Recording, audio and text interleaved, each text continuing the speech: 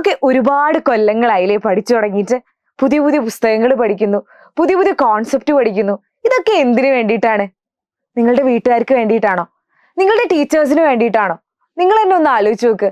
ശരിക്കും നമ്മൾ ഇതൊക്കെ പഠിക്കുന്നത് എന്ന് പറയുന്നത് നമ്മളുടെ ഫ്യൂച്ചറിലേക്ക് വേണ്ടിയിട്ടുള്ള വലിയൊരു ഇൻവെസ്റ്റ്മെന്റ് ആണ് അല്ലെ. നിങ്ങൾക്ക് ഫ്യൂച്ചറിൽ നല്ലൊരു ജോബ് കിട്ടണം, നിങ്ങൾക്ക് ഇന്ത്യയിലെ തന്നെ ടോപ്പ് യൂണിവേഴ്സിറ്റീസ് ആയിട്ടുള്ള IITസിലും NITസിലും, ഇനി ഡോക്ടേഴ്സ് ആണെങ്കിൽ നമ്മളുടെ മെഡിക്കൽ കോളേജസിൽ തന്നെ, ഗവൺമെന്റ് മെഡിക്കൽ കോളേജസിൽ തന്നെ പഠിക്കണം എന്നുള്ള ആ ഒരു ആഗ്രഹം കൊണ്ട് തന്നെയാണ് നമ്മൾ അടിപൊളിയായിട്ട് പഠിക്കുന്നത്. അങ്ങനെ അടിപൊളിയായിട്ട് പഠിക്കാൻ വേണ്ടി വീട്ടിൽ നിന്ന് പറയുന്നതും ഇതുകൊണ്ട് തന്നെയാണ്. നിങ്ങൾ ഫ്യൂച്ചറിൽ എവിടെയെങ്കിലും എത്തിത്തീരണം, എന്നിട്ട് അവർക്ക് പ്രൗഡായിട്ട് പറയാൻ പറ്റണം, ഇതെന്റെ മോളാണ്, ഇതല്ലെങ്കിൽ ഇതെന്റെ മോനാണ്, ഇവന്റെ ജോബ് ഇതാണ്, ഇവന് ഇത്ര സാലറി ഉണ്ട്, ഇവൻ ഈ കോളേജിലാണ് പഠിക്കുന്നത്, അങ്ങനെ പറയാൻ പറ്റണം എന്നുള്ള ആ ആഗ്രഹം കൊണ്ട് തന്നെയാണ് നിങ്ങളുടെ ടീച്ചേഴ്സ് ആയിക്കോട്ടെ, നിങ്ങളുടെ പാരന്റ്സ് ആയിക്കോട്ടെ, നിങ്ങൾ ഇത്ര പുഷ് ചെയ്യുന്നത്. പഠിക്ക്, അടിപൊളിയായിട്ട് പഠിക്ക്, ഉഷാറായിട്ട് പഠിക്ക്. പല പാരന്റ്സും നിങ്ങളോട് പറഞ്ഞിട്ടുണ്ടാവും, എനിക്ക് ഇത്ര പഠിക്കാൻ പറ്റിയിട്ടില്ലായിരുന്നു, എനിക്ക് ഇങ്ങനെ ചെയ്യാൻ പറ്റിയില്ല, എനിക്ക് ഈ കോളേജിൽ പഠിക്കാൻ പറ്റിയില്ല, എനിക്ക് ഡോക്ടർ ആവാൻ പറ്റിയില്ല, എനിക്ക് എഞ്ചിനീയർ ആവാൻ പറ്റിയില്ല, എനിക്ക് നല്ലൊരു ജോലി കിട്ടിയില്ല, എനിക്ക് നല്ലൊരു സാലറി ഉള്ള ജോലി കിട്ടിയില്ല. പക്ഷെ നീ അങ്ങനെ ആവരുത് കേട്ടോ, നീ അടിപൊളിയായിട്ട് പഠിക്കണം. അങ്ങനെ നമ്മളോട് പല പ്രാവശ്യവും നമ്മളുടെ പാരന്റ്സ് പറയുന്നുണ്ട്.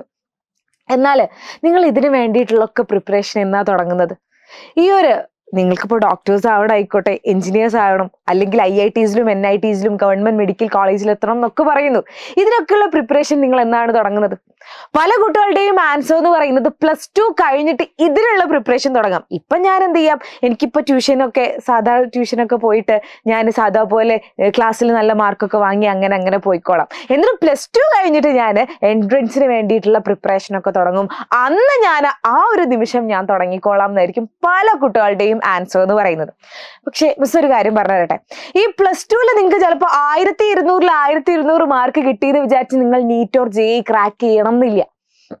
നീറ്റ് ഓർ JEE അല്ലെങ്കിൽ ഏതൊരു കോമ്പറ്റേറ്റീവ് എക്സാം ആയിക്കോട്ടെ, അത് ക്രാക്ക് ചെയ്യണം എന്നുണ്ടെങ്കിൽ, നിങ്ങൾക്ക് ഫ്യൂച്ചറിൽ അടിപൊളി ഒരു യൂണിവേഴ്സിറ്റിയിൽ പഠിക്കണമെങ്കിൽ എന്തായാലും നമുക്ക് ഒരു എൻട്രൻസ് എക്സാം എഴുതിയേ പറ്റുള്ളൂ, നമുക്ക് മത്സരിച്ചേ പറ്റുള്ളൂ. ഈ ഒരു എക്സാം ഒക്കെ ക്രാക്ക് ചെയ്യണം എന്നുണ്ടെങ്കിൽ നിങ്ങൾക്ക് ഒരിക്കലും സ്കൂളത്തെ സ്കോർ അല്ല അതിന്റെ ബേസിക്. നിങ്ങൾക്ക് ബേസിക് ഒരു 75% or 60% കിട്ടിയാൽ ആ ഒരു എക്സാം എഴുതാനുള്ള ക്വാളിഫിക്കേഷൻ ആയി. പക്ഷെ ആ ഒരു എക്സാം ക്രാക്ക് ചെയ്യണം എന്നുണ്ടെങ്കിൽ നിങ്ങൾക്ക് വേണ്ടത്, നിങ്ങൾക്ക് പെട്ടെന്ന് ആൻസർ ചെയ്യാൻ പറ്റണം, നിങ്ങൾക്ക് പെട്ടെന്ന് ചിന്തിക്കാൻ പറ്റണം. നിങ്ങൾ ബാക്കിയുള്ളവരെക്കാളും ഒരു പടി മുന്നിൽ നിങ്ങൾക്ക് ചിന്തിക്കാൻ പറ്റണം, ഒരു പടി മുന്നിൽ നിങ്ങൾക്ക് നോളജ് ഉണ്ടാവണം. അതിന് വേണ്ടിയിട്ടാണ് ആക്ച്വലി നമ്മൾ ഈ ഒരു ഫൗണ്ടേഷൻ കോഴ്സ് എന്ന് പറയുന്ന ഒരു പ്രോഗ്രാം സ്റ്റാർട്ട് ചെയ്തിട്ടുള്ളത്.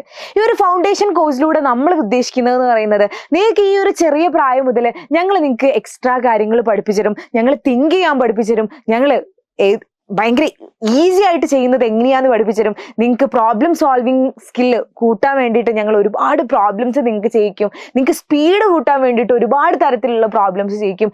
ഇതിന് വേണ്ടിയിട്ടാണ് ഈ ഒരു ഫൗണ്ടേഷൻ കോഴ്സ് ഡിസൈൻ ചെയ്തിട്ടുള്ളത്. അപ്പൊ ഈ ഒരു ഫൗണ്ടേഷൻ കോഴ്സിനെ കുറിച്ച് ഇപ്പോഴും കുറെ കുട്ടികൾക്ക് അറിയില്ലായിരുന്നു. എന്നാൽ പല കുട്ടികൾക്കും, അറിയുന്ന കുട്ടികൾക്കും നിങ്ങൾക്ക് ജോയിൻ ചെയ്യണം എന്നുണ്ട്, പക്ഷേ നിങ്ങൾക്ക് ക്യാഷ് കുറച്ച് പ്രശ്നമാണെന്ന് പറയുന്നവരുണ്ട്.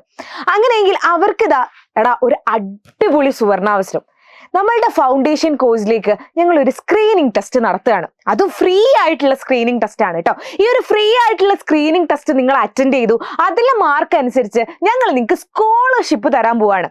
ഞങ്ങൾ വിചാരിക്കുന്നത് എന്താന്ന് വെച്ചാൽ, പഠിക്കുന്ന കുട്ടികൾ ഒരിക്കലും ഈ ഒരു പൈസ തരാനില്ല, അല്ലെങ്കിൽ ഇത്ര ഫിനാൻഷ്യലി ഞങ്ങൾ സ്റ്റേബിൾ അല്ല എന്ന് പറഞ്ഞിട്ട് നിങ്ങൾ ബാക്കോട്ട് നിൽക്കരുത്.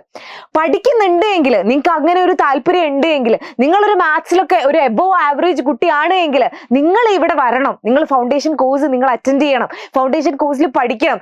നിങ്ങൾ മുന്നിൽ ഇനി IITസിലും NITസിലും എത്തണം, ഗവൺമെന്റ് മെഡിക്കൽ കോളേജസിൽ എത്തണം എന്നുള്ളത് ഞങ്ങളുടെയും കൂടിയുള്ള ആ ഒരു ആഗ്രഹമാണ്.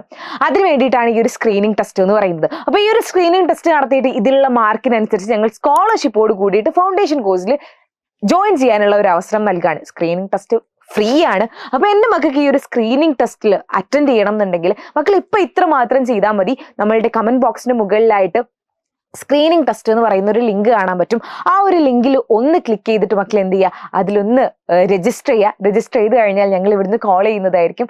കോൾ ചെയ്തിട്ട് നിങ്ങൾക്ക് എങ്ങനെയാണ് സ്ക്രീനിങ് ടെസ്റ്റ് അറ്റൻഡ് ചെയ്യുക എന്നുള്ളതൊക്കെ നമ്മൾ പറഞ്ഞുതരും. എന്നിട്ട് അടിപൊളിയായിട്ട് എക്സാം എഴുതുക, അടിപൊളിയായിട്ട് സ്കോളർഷിപ്പ് വാങ്ങുക, ഇങ്ങോട്ട് പോരും, ബാക്കിയൊക്കെ ഞങ്ങൾ ഏറ്റു. നിങ്ങളുടെ ഫ്യൂച്ചർ ഞങ്ങൾ സെറ്റാക്കി തരും.